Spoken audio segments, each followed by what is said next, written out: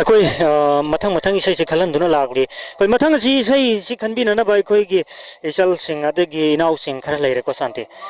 ngai Sai दगी को आयुक्त की चाक चाक होगा ले माले मिंगम ता हाबी इनाउ की मिंग आइए मिंग हेमंजित सोंगी समी बिंदरानी हाबी सोंगी हाबी मा याम नुंगाई जरे अदो अखोई मिंग से सोमदा हाबी ओ सना जाओबी याम नुंगाई जरे इने सी लेसारिंग द याम इकाई थिरम दो माले याम नुंगाई जरे अखोई इसन खनबी निंग बसी कावरगे फिल्म की करी है माधुरी ने सकपा करी सही दिखांगे सट के है न खान की नु है अदो सट के है बसी सुखन खनबी रनु है बसी सी खलक ली शांति या सट के है न खन की नु है बसी खलक ली करी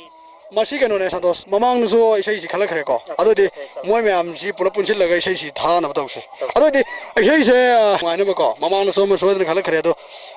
चट के आने खन किनो है माधुरी ने सकबि इसे कोई पुलप पुलगा थारागे अदो पुलप मेंग दामिन रसी